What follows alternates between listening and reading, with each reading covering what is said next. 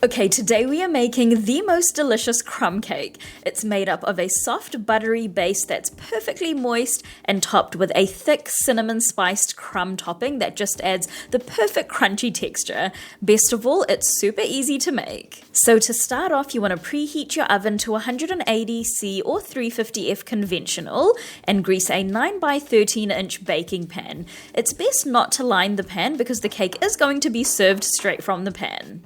Now just set the greased pan aside for now, and next we're going to make the crumb topping.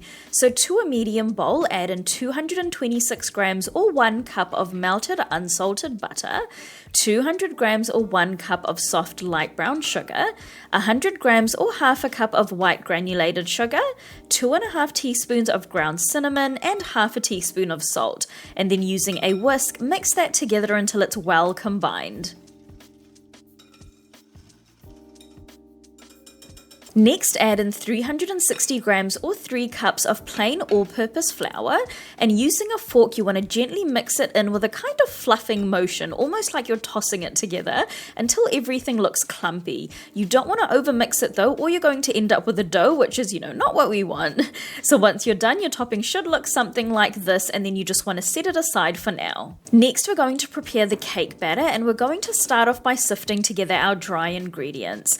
So I've got 270 grams or 2¼ cups of plain all-purpose flour, 45 grams or 6 tablespoons of cornstarch, 2¼ teaspoons of baking powder, 1/4 teaspoon of baking soda, and 3/4 teaspoon of salt. And then using a whisk, give that a good mix until it's well combined and set it aside for now.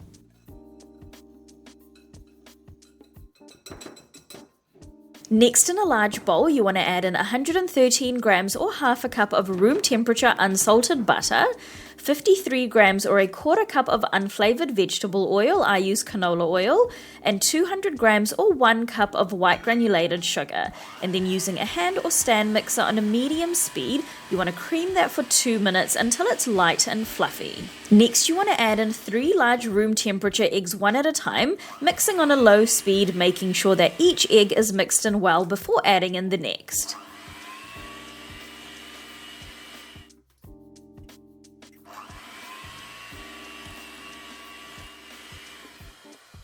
Next, you want to add in 338 grams or 1½ cups of room temperature buttermilk and 1 tablespoon of vanilla. And then you just want to mix that in on a low speed until it's well combined. The batter may look slightly curdled, but that's totally okay.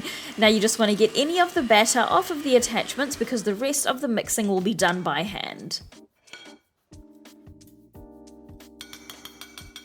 So to finish off the batter, you want to add your pre-sifted dry ingredients from earlier to your wet ingredients, and then using a spatula, gently fold until just combined. You want to avoid overmixing, otherwise you're going to end up with a dense cake as opposed to a soft and fluffy one. So just mix until you can't see any more streaks of unmixed flour and the batter is nice and uniform. Okay, so that is our batter all done, and now you just want to pour this into our prepared pan from earlier. Now once all the batter is in, you just want to spread it out as evenly as you can, and then you want to finish off by grabbing our topping that we made earlier and evenly spread out clumps of the topping on the top of the cake batter. You don't want to break up the topping too much, so make sure that you have some nice kind of decent sized chunks on the top. So once that's done, our cake is ready to go into our preheated oven for 38 to 40 minutes, or until a toothpick inserted into the center comes out clean or with a few moist crumbs on it.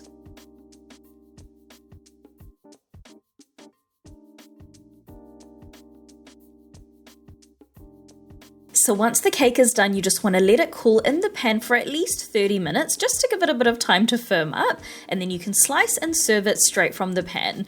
Now before slicing, I do like to run a thin knife along the edges of the pan just to release the cake, which makes it easier to lift out the slices of cake that are on the edges out of the pan. This crumb cake is honestly so moist and buttery. The topping is full of flavor and adds great crunch, and it's just an easy hassle-free cake that you can make that is so wonderful for dessert, or when you just want a quick snack with your tea or coffee.